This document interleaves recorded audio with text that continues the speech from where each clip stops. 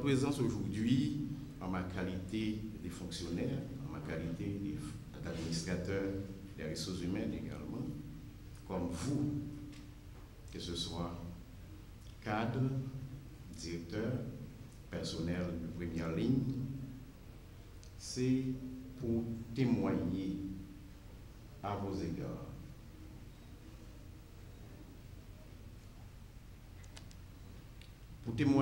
égards les sacrifices que vous avez su consentir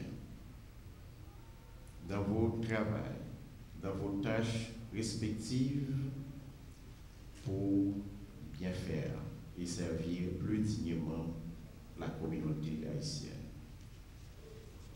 Le sens des services publics même qu'exige depuis certains temps l'État haïtien. C'est pour dire que non seulement nous autres comme fonctionnaires payés par l'État, mais la finalité c'est de servir la communauté plus digne. Mais également, nous savons tous dans quel contexte que nous évoluons.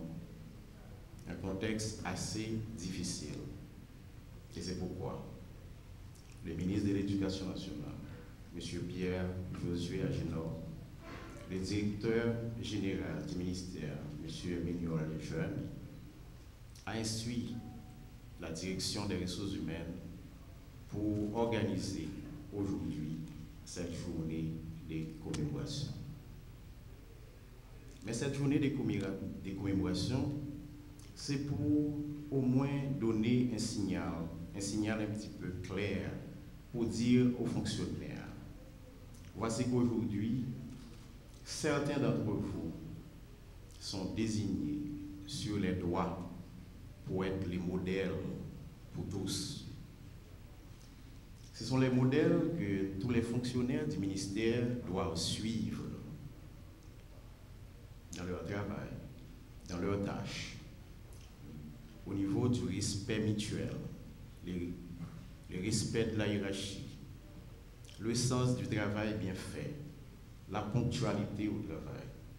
C'est pour ça que vous êtes tous et toutes désignés.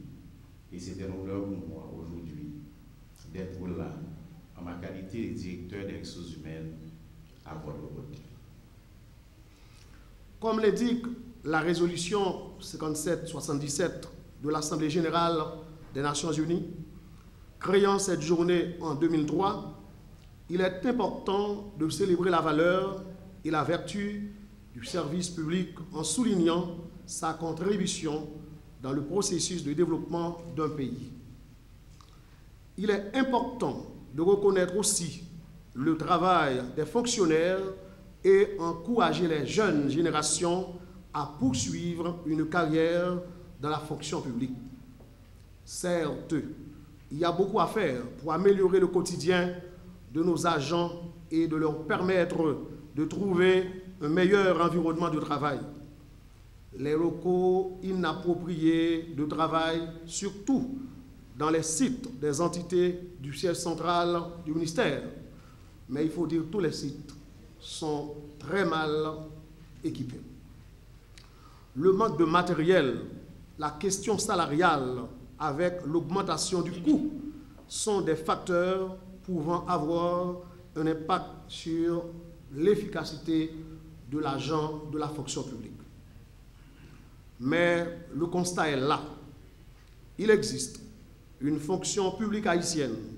Si le ministère de l'Éducation nationale et de la formation professionnelle existe encore, c'est essentiellement grâce au travail et à l'engagement de ces agents, de ces hommes et de ces femmes qui ont compris le sens du service public et s'investissent à la tâche quotidiennement.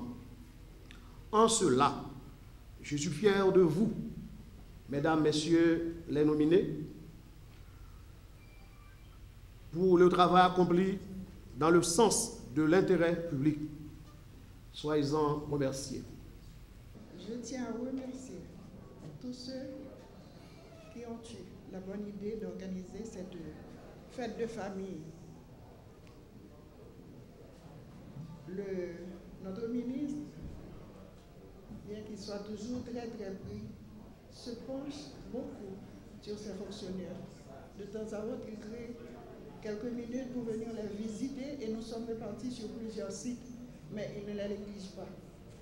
Donc, je tiens aussi à dire merci à tous ceux qui nous ont aidés à gravir les échelons au ministère de l'Éducation nationale.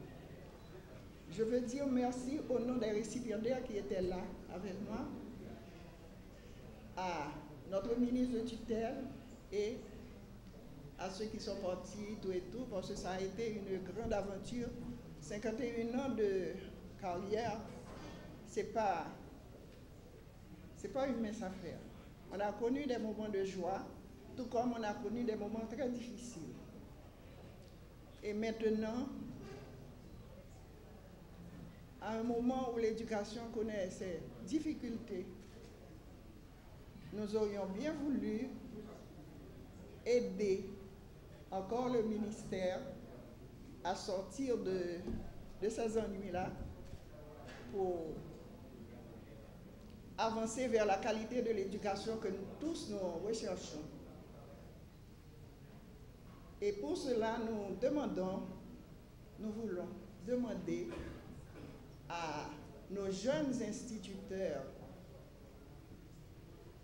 de se pencher un peu plus vers nos dirigeants pour que nous puissions avancer vraiment vers ce développement que tout le monde attend, parce que le développement passe aussi par l'éducation.